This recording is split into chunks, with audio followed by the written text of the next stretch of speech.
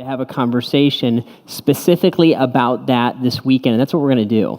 We're going to have a little bit of a unique kind of time together, unique opportunity to kind of stop, look back over where we've been over the last year, figure out where we stand today, and then begin to get our minds around where we might go in the year to come. We're going to do kind of have a very practical conversation and a little bit different, even more so than we would have in a normal weekend conversation. And this is going to be a standalone, right? So usually here at Grace, especially if it's your first time here, or you just started coming maybe at the Christmas program, usually we'll have times where we have series of conversation over maybe a month or so. This is going to be kind of a standalone conversation, and we're going to dive into this a little bit. And I actually want to walk you through something that has become extraordinarily important in my life. In fact, I would go so far as to say what I'm about to walk you through in our time together has become probably one of the most, if not the most important habit of my adult life.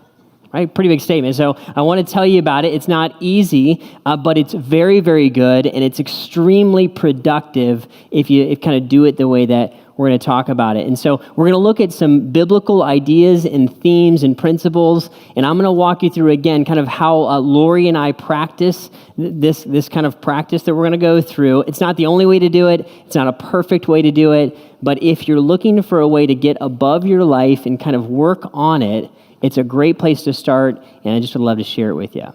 So we're going to dive into that conversation. Next weekend, then, we'll start a brand new series, Good Goals, Bad Gods, and basically you could take this conversation as a primer for that series. If you took what we're going to talk about today and actually put it into practice and showed up next week, you'd be humming, right? You'd be off to a great start as we roll into the new year. I think you'll be really glad that you did.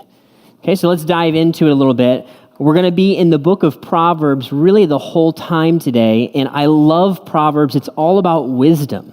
It's all about wisdom, kind of giving us the shortcuts a little bit to life, helping us to understand how to live well. It's really what wisdom's all about. And the book of Proverbs is written by Solomon primarily, and he's going to tell us all kinds of short little statements that are loaded with truth, and we're going to look at a bunch of those today as we kind of work through our time. So here's the first one I want to show you.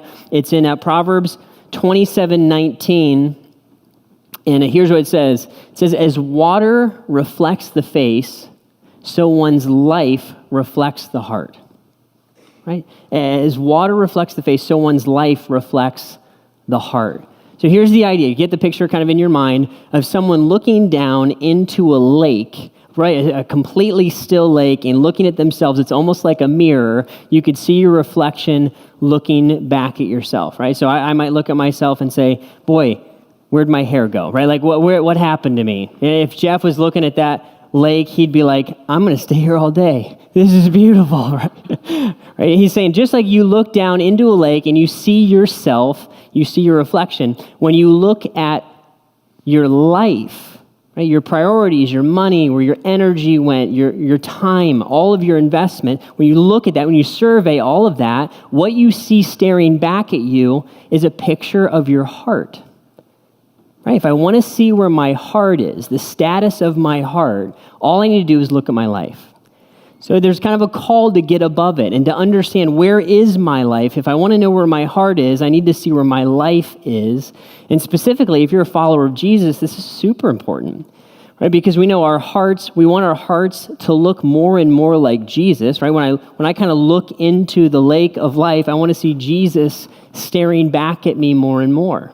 When I see in my life more and more of what Jesus would do if he were living in me, living through me in my everyday, I'm going to see my heart transform more and more to become like his. So this is a really important theme. This idea that I need to look at my life and understand it a little bit so that I can see where my heart is and maybe even where it's moved on me. Okay, so here, great kind of foundational proverb for us to look at. Solomon's often going to talk in the Proverbs to his son, right? So he's writing to his son, giving fatherly wisdom and instruction, and he's going to talk about this a little bit here, Proverbs 4, starting in verse 20. He says, "My son, pay attention to what I say. Turn your ear to my words, and do not let them out of your sight. Keep them within your heart, for they are life to those who find them, and their health to one's whole body." I love this. He's going to lean into this statement, especially in this passage. He's going to say, tune in, son. Don't miss this, right? Grab a hold of my words. He's going to say, above all else, whatever you do, guard your heart, for everything you do flows from it. Right? There's another verse here in Proverbs where the heart and the life are kind of connected together. You want to know what's coming out of your heart, that's your life. Right? Everything you do comes from your heart. You want to know where your heart is, look at your life, and you can see this connection between my life and my heart. And here's the reality. This is the beautiful thing. Following Jesus, especially if you're newer to it, or maybe grew up in a religious setting and you thought that following Jesus was all about doing religious things, here's kind of the secret. The reality is that's a portion of what it means to follow Jesus, doing some religious stuff. The reality is the vast majority of what it means to follow Jesus doesn't happen in religious settings. It happens in life. Right? It happens in relationships, and it happens in my priorities, happens in how I deal with certain parts of my life, and everything that I do in my life ends up being an act of worship, right? So that's why I guard my heart. I fight for my heart. I want to know where it is, because everything's ultimately going to come out of that. So if I want to know where my heart is, I need to see where my life is. That way I can guard this heart, and I can get that cycle going the way that I want to. More back at me. More and more. We're going to dive into that and kind of see how that all works. The Proverbs then carries forward in that same proverb coming out of your mouth, right? Because that's going to be, Jesus would tell us later, out of the overflow of the heart, the mouth speaks. He says, let your eyes look straight ahead. Fix your gaze directly before you. Give careful thought to the paths for your feet. Be steadfast in all your ways. Do not turn to the right or the left. Your foot from evil. He's gonna basically say focus, right? And when we get out of focus, we have to refocus, and that's our kind of the topic of our conversation today. We have to continue to fight to focus over and over and over again.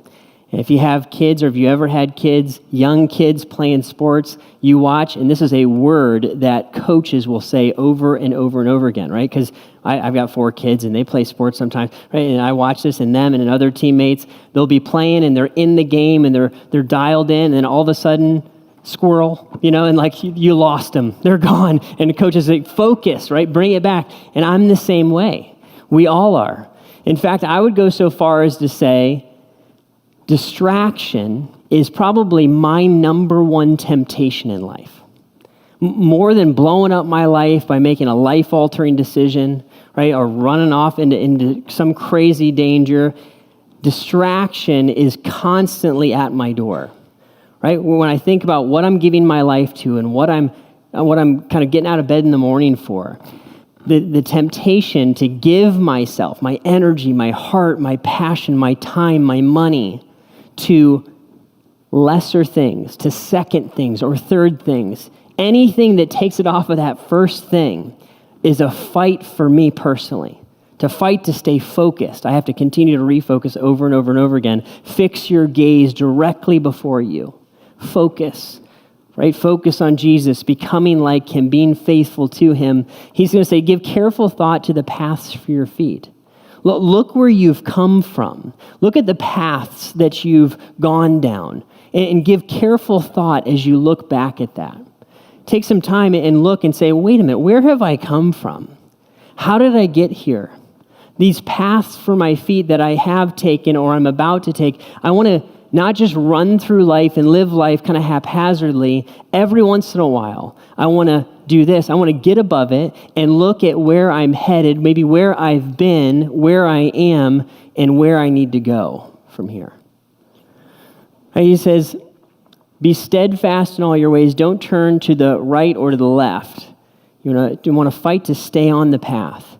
And a natural human tendency that I run into constantly, this practice we're going to talk through, I've done this for 17 years, and every year what I've found is that I set out to do something, not just New Year's resolutions, intentional plans, right? Setting real goals I'm fighting for, and every year I find myself drifting from that path every single time, at least to some degree, right? He says, fight for it.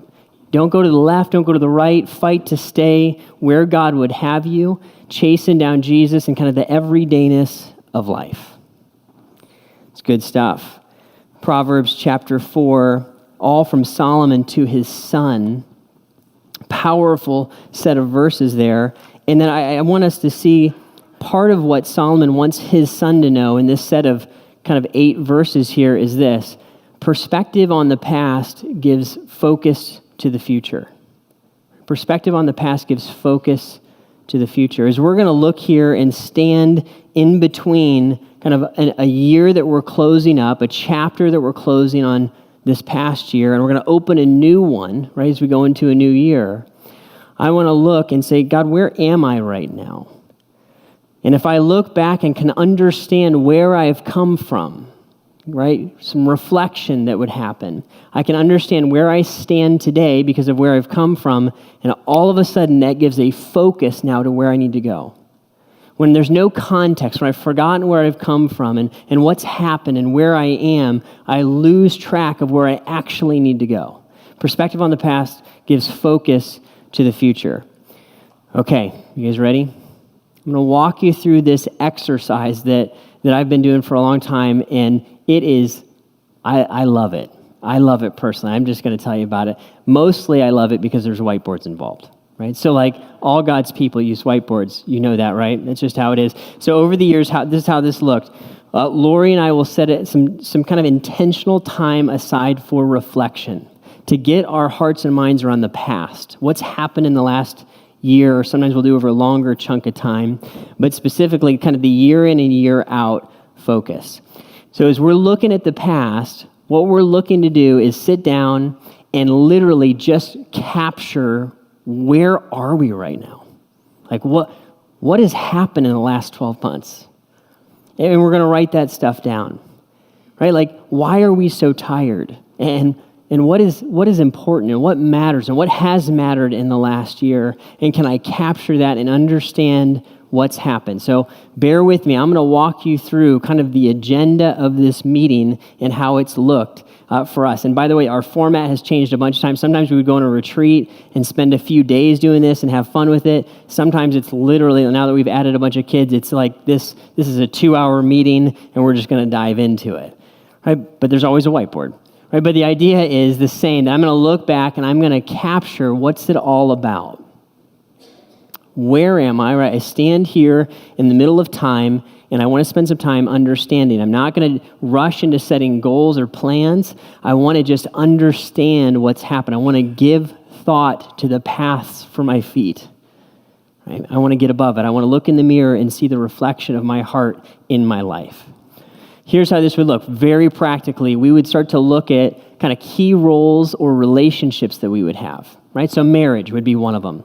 And we would ask some questions like this. I'm going to run through a bunch of questions, so just stick with me. You don't feel like you need to write these all down. We've actually put all this together in a resource that you can just download and have. It's all on our app. Hit Grace Church 30. You can download it if you don't have it. It's all in there, so don't feel like you're going to capture all of it. But here's some of the questions that we might ask ourselves here about marriage. We would look and say, all right, we just hit our 15-year anniversary. Honey, are we closer today in year 15 than we were? What kind of investments have we made into each other over the last year? Are we dating each other still? How's our sex life? It's a good one to talk about, right? It's important, right? Let's look at our marriage. Are we just people that run a household together, or are we still pursuing each other from the heart? Right? And these are some of my topics. You might say, Ryan, I'm not married, I'm single. You might look at your singleness and say, how am I doing in my singleness this year? Am I dating the way that I want to date? Am I dating the wrong people? Am I chasing down understanding what God has put in me, the passions and the gifts, and am I developing those in myself? Right? Am I finding contentment even in singleness, whether that's a temporary stage for me or that's a long-term thing for me? Right, those are questions I might ask myself if I was there. Here's how it would look for another one. Here's parenting. So we've got 4 kids. And if you have children, maybe you're a single parent, maybe you have a step family, right? Kind of a blended family situation. Here's some questions you might ask. And we'll literally write this stuff down. We'll look and say, for each kid, how is that child doing? Like status update. Where's their heart? Are we connected? Is the communication open? What are their gifts and passions? Is there an area of their life that we're concerned about? We maybe need to come alongside and help them, right? Or throw some more energy at them. Do they need a special trip, like with mom or with dad? Is there something missing in their life that we are like not paying attention to that we need to? How are we doing, right? So just a quick moment to push pause and say, how's it going? That's it. Here's another great question for parents, right? If you're looking at your child, God, what might you want to do with that child? What might be, if they lived up to all that you've put into them, who could they become, right? Especially as you track that year after year, it's amazing to start to see some progress and see maybe them even start to become the people God wants them to be. But that's fun just to track all that. Here's one that's really interesting and something we probably don't always think about a lot is family leadership. Family leadership. I'm really passionate about this one. Here, this is the idea whether it makes the most sense if you kind of lead your own nuclear family, right? Whatever the design of your family is, single parent, step parents, however it works. If you have a group of people, or even if you're a married couple, where is our family and what is our family like? What's the culture of our family? Are we a thankful family? Are we a family that's marked by service? Are we a TV family or a media family? Does our family look like this most of the time? I want to ask those questions. Are we an active family? What's our family culture like, and is it the way that we want it to be? Has it been the way that we want it to be? Tough question, right? Sometimes we look at that and ask and say, oh, I don't always like what I see. Sometimes we're really excited about what we see. Maybe if you are the adult child and your parents are aging, you might have a family leadership role in the extended family. Or am I fighting to kind of help the family stay together? Are we leading in that way? Am I making intentional investments to do that? I'd even go so far, especially dads, do I have kind of a will set up? Is my house in order? Is a great question to ask. It's kind of a financial one, but it's also just kind of taking care of home. Leading our family. What are the values of our home? If I have kids, do they know those values? And how will I make sure they cling to them? Great questions to ask. They're just kind of a gut check. Where are we as a family, whether we're a couple or any kind of family, really? Here's a good one, friendships. We'll talk about this one. One thing that's funny, especially if you do this with a spouse or maybe a fiance or even a friend sometimes, but anytime you're connected deeply with someone and you're walking through this exercise, taking the time to reflect, usually what will happen, at least this happens in our marriage, is there's aspects that we're going to talk through and spend time on that one of us is excited about, and there's aspects that the other one is excited about. And usually those aren't the same. It's usually how this works. So Lori, my wife Lori, she is like Miss Social Awesome Butterfly. Like she just wants to collect people and have fun. And she brings fun into my life. I'm like, honey, work is my favorite, right? Like I love work. And she's like, let's like have parties and have people over and do friend things. I'm like, honey, my whole life is a party, right? Like I'm with people all the time. It's amazing. And she's like, yeah, can we like just do it? Can we have some friendships and throw parties at our house and have it just be fun? Where's the fun? I'm like, okay, can I have a plan? Like, can it be something's wrong with you, Ryan? I realize that, right? But she's like, can we just talk about friendships? This is a great one. The one that I tend to focus on, I run our budget. So I'm always excited to be like, honey, we have progressed in debt pay down, right? And I'm like nerding out over the whole thing. And she's like, right? She's done with that whole aspect. But it's good. It all works together. Friendships is a great one. As a topic, who are my friends? Like literally, write the names down. Are they good friends? Here's a good one. Am I a good friend? Have I pursued friendship this year? If I don't have a clear name that of somebody that I've been a friend, have I made an effort to become a friend to someone else? If I was going to write down all these things we're talking through and share it with somebody, like whose name would be on that? Who's part of my wisdom team that I would pull in and kind of have them help me understand and look at my life?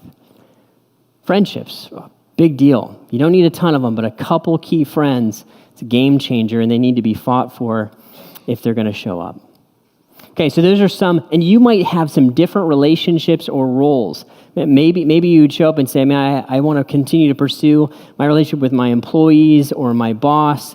You might have career or work, whatever. These are just some to get us started. Here's some other big areas of health, right? So if we looked at relationships and roles, here's health issues, right? Spiritual health. Some of us here have started attending Grace this year. Maybe you made your way back to church this year. Boy, as you write down and look at this over the last 12 months, you need to celebrate that. That is awesome. That's you found a church this year. Congratulations.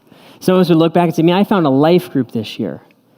Some of us here have come to know Jesus this year. If that has happened in your life, please tell us. We would love to know that and celebrate with you.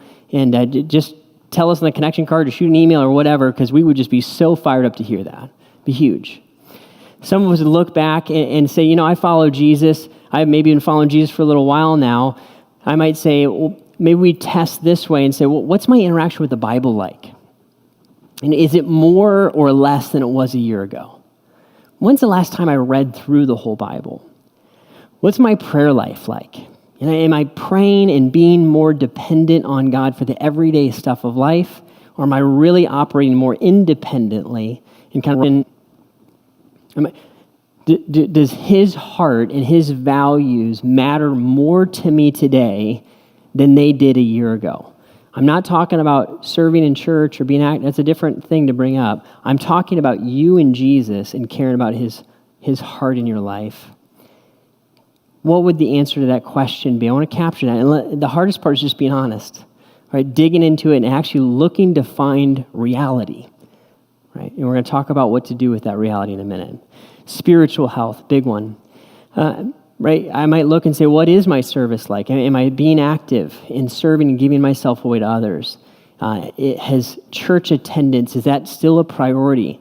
Or have I started to lean in the live stream, not just when I'm sick or out of town, but it's become kind of the thing that I do all the time? Right? I want to look at some of that and ask myself some real questions. Where is it? Where am I? I want to value growing spiritually and being with the body of Christ. It's a good one. Here's another one, physical health. Physical health. Here's the reality. Whether we like it or not, we have physical bodies, and God has called us to love him and worship him and serve him in those bodies. We're going to talk about that in this next series. Physical health, a big deal. I might look and say, where is my physical health? Do I get an annual physical? Is a great question to ask. Here's another one. Is there any medical issue that I'm concerned about, but I have been unwilling to go to a doctor and have it looked at? Something as simple as, have I gained weight or lost weight this year? Just to keep an eye on it. I had this happen a handful of years ago. I was like, I gained about 5 pounds, right? Christmas was good. And I was like, 5 pounds is not that big of a deal unless I do that again next year and the year after. And you take 5 times 20 years, that's a whole lot of 100 pounds, right? That's like some serious weight gain. I'm in trouble now. I want to watch that a little bit, keep an eye on it, right? Not to obsess about it, but every once in a while to get above it and see, where am I? Do I have an exercise plan? Am I eating the way I want to eat? Am I sleeping? Our bodies are given to us by God, and they work the way that God prescribed them to work, and now we want to continue to keep an eye on it. It's good. Financial health. Here's a big one. Jesus would have more to say about finances than heaven and hell combined. So how I deal with my money is an extremely spiritual matter. It actually is, right? So has my financial landscape changed? Has my income gone up or gone down? Have I taken on more debt in the last year? Do I have a debt pay down plan, a master plan to be debt free? Has my giving increased or decreased? Am I saving for the future? I want to look at all that, right? And ask some good, solid questions. Say, am I interacting with my money the way that Jesus would if he lived my life? Right? It's just a great, solid set of questions. And remember, at this point, all I'm doing is capturing what's happened, where I've been so far. Now, as we begin to look at that, there's a handful of things I would love for us as you're going through that process to look for as you're going through those subjects, right? You're looking for progress is one of the things that you want to look for. You want to look for progress. Here's why. And this is so tempting to skip over, especially if you're like a go-getter kind of person and you just want to get onto the goal-setting part. All right, and we're not talking about resolutions. It's deeper, like we said. You want to stop and look at progress. I need to do this personally, and it's hard for me because I usually run into these kind of situations and I'm tired. Progress, when I look back over time, progress actually gives me courage because I start to remember and realize, wait a minute, this has actually gone way better than I thought it did. We did all kinds of stuff. I didn't even know. I forgot about it because we're so busy doing stuff. And as I start to value the progress, even if it's just a little bit of progress, right? If there's some progress made, we want to celebrate that. That's huge, right? If you wanted to work out a little bit and it's not exactly where you wanted it to be, but you made progress in this last year, celebrate it. Go for it. You started going to church, celebrate it.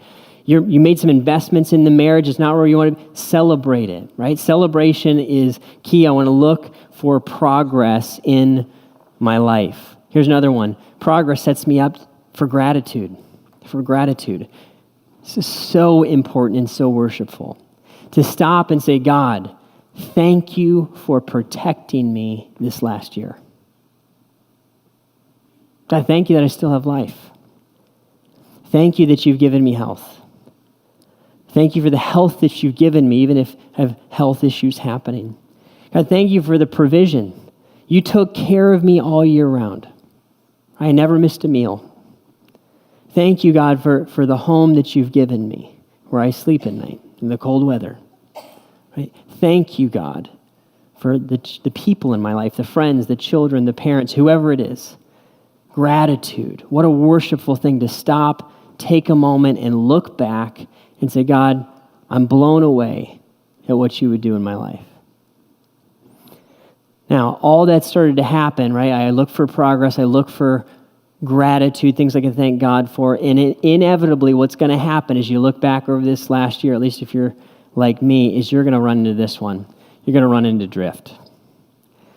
A year ago, I wanted to be here, and I didn't quite get there, and I've drifted from what I wanted to do. Drift is important, right? It's important to find, it's important to see, and I want to look at it and say, you know what, I have to deal with that. I want to fight for that. I don't want to be super discouraged by it, right? Because we're not aiming at perfection, we're aiming at progress, and I want to see that drift and understand that it's there so that I can deal with it properly, right? Over all the years that I've done this, I've always found some level of drift from some area of my life. It didn't go exactly according to plan, but that's why this has been so important to me, is seeing the drift gives me an opportunity to fight for it. And here's what I'll say about drift. If you are a person that grew up in a family that kind of just swept things under the rug, you didn't deal with things, challenge, because this is a little bit of a gut check honesty moment to say, we're not where we want to be. It's not. We're going to move forward. Here we go. Why? Because Jesus forgave us for all that he died for, and man, I can continue to move forward with his grace. And here's when I begin to look at moving forward then, right? If I'm looking for progress, gratitude, and drift, as I look backwards, when I look forward, there's a handful of things I'm looking forward to as I move into the next year. As I'm making plans and saying, God, would you do these things in my life? Would you correct this drift in my life, and would you make these changes that are be honoring to you?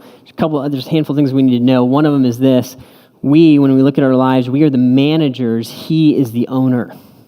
We are the managers. I don't own my life. My life is not mine. My body is not mine. My money is not mine. For a follower of Jesus, look and say, my children aren't mine. Nothing that I have is actually mine. I am called to be faithful in managing it well, in doing the best that I can to under God's leadership, to take care of what he's given me and to maximize it for him. I don't own it. So I can't look at it and say, I want to do whatever I want to do with that. I want to manage it for him because he's the owner and he's instructed me in how to do that. So I want to come in humbly under God's leadership. Look at this verse with me. Proverbs 3, 5, and 6, great one. This is maybe a great one to memorize even this year. Trust in the Lord with all your heart and lean not on your own understanding. In all your ways submit to him, and he will make your paths straight. Right? He'll make your path straight.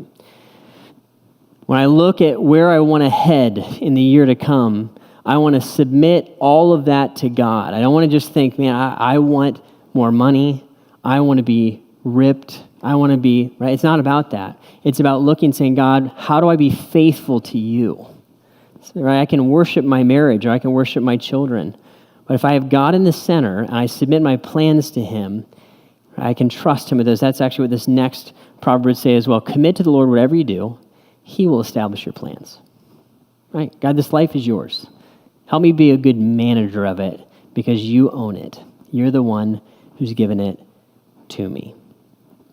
Okay, when I come into projecting into the future and kind of moving forwards with some intentionality, love that, with some excellence, here's what I can begin to look for. I want to set goals and I want health to be something that's going to show up across the board. Again, it's not about perfection. It's not about doing something or accomplish something perfectly. When I think about marriage, it's not the perfect marriage. And when I think about single, it's not about being single in a perfect way. It's being healthy, how God describes health. Financially, healthy. Right? In my friendships, healthy. My parenting, healthy, not perfect. That's a great aim in my goals. When I look and I fight for health across the board, it lowers the anxiety of trying to hit some kind of perfect mark for those of you who are perfectionists. Right? We struggle with that. I don't even know if I want to try again because I can't do it perfectly. Just aim at health. Health is a phenomenal goal. Okay, it's a great thing to look for. Here's the next one. Look at this proverb with me as we go into the next thing to look for. This is great. He says, "Go to the ant, you sluggard."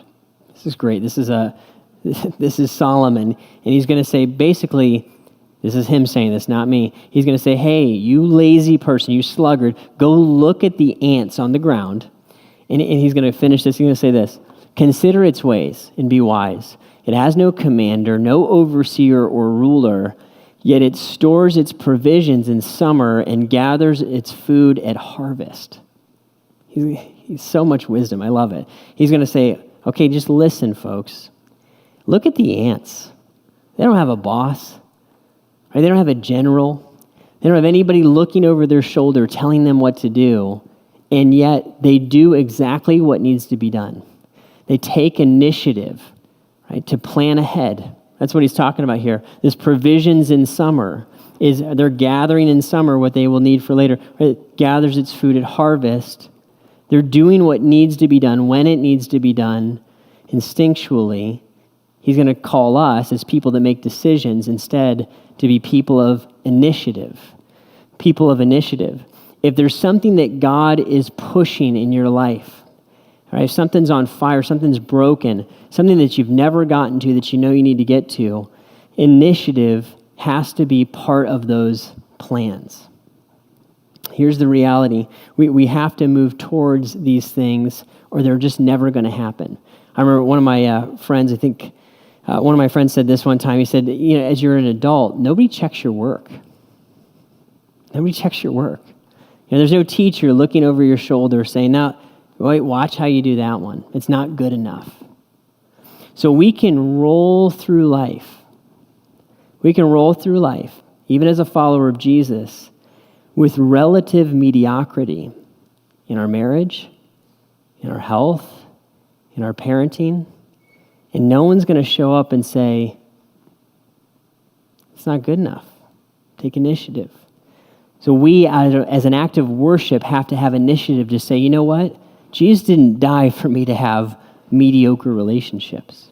He didn't live on this planet and rise from the dead after the grave so that I could just exist in mindless distraction. I want to have initiative and move towards health and the things that God has called me to be a part of. It's fascinating. Here's one more verse I want to show you. The prudent see danger and take refuge, but the simple keep going and pay the penalty. The prudent see danger and take refuge, but the simple keep going and pay the penalty. When we're looking at that verse, we want to look at the drift. That's what he's talking about. Prudent see that they're drifting off into a dangerous place. maybe a dangerous financial decision, maybe a dangerous place in our marriage, and they run towards correction. I got to correct that drift. I want to fight for it. And this is what the writer of Proverbs is saying is the prudent, they see the danger, and they make a decision to correct it, to fight for it, to get out of harm's way. The simple, they see it, but they just keep riding right into it. It's no big deal that I drifted a little bit. I gained a little bit of weight. We're not that close. It's just a couple texts between me and her. It's not weeks that I missed church.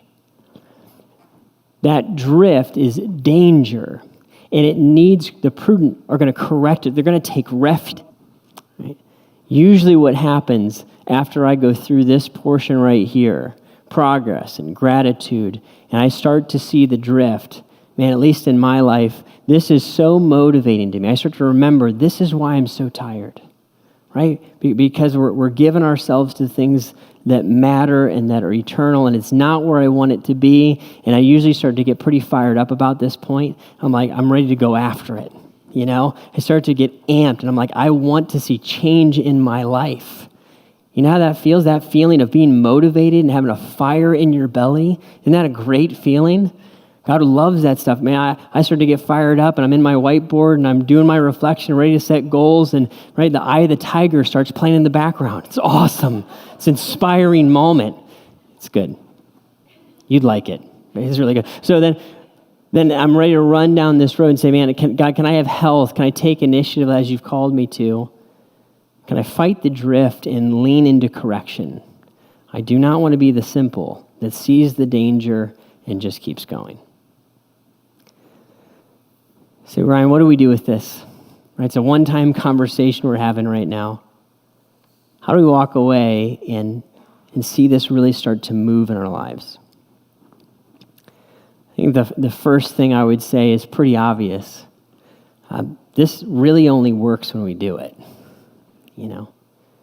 And I'll say this about it. Taking a handful of hours in the next week to spend looking back at life and seeing where we've come from, and maybe beginning to set some plans and some goals in place. It's not an easy task I'm asking you to do. But here's what I promise you, and I guarantee it. I've taught this multiple times, and every single time I have someone, at least one person, often multiple people come back and say, Ryan, I did it. I totally needed it. Totally. So helpful. Here's what I can promise you. You do this, and this will be helpful. This will be beneficial. You'll find areas of drift and things to be thankful for, and it will set your future into the right perspective, refocus. So would you do that this week? Whether it's by yourself or with a friend, or if you're married or engaged, you grab a spouse or a fiance and begin to take some time. I even have my kids start to do it now that they're getting a little bit older. Would you do that this week? And give it some energy to work on your life. You are, if you're a follower of Jesus, you're bought back from the dead. Jesus didn't come to this earth for us to live mediocre, haphazard lives. He wants us to live life and live it abundantly. So would you treat your life like that? Like it's his, not yours. It matters more than you realize. Take the time. It's in the app. Just download that link and follow the steps and take the time and do it. Here's the thing. Come back next week and we will pick the conversation up and we'll be ready to roll in a series all about how to do this with intentionality and wisdom and passion. And can we go into this year with some fire? Refocus, refueled, ready to pursue our Savior. Would you do that? I'm going to have the band come out. I'm going to pray for us and wrap up our time. Father, thank you that you sent your Son here to purchase us back from the dead, all by grace. There's nothing we could do to earn it. And certainly today, God, we want to recognize that none of this conversation has anything to do with earning. There's nothing we could do to earn your favor.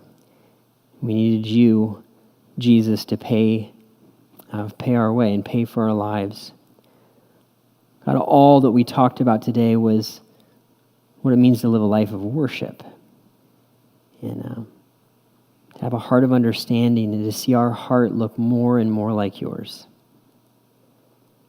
God, I pray that you would give each of us here courage to rise above our lives and do some hard work and to make some honest observations about where we actually are so that we can move towards the place that you would have us go. Or would you give us courage to refocus, to refuel, and to move toward your heart today? It's in your name we pray, Jesus. Amen.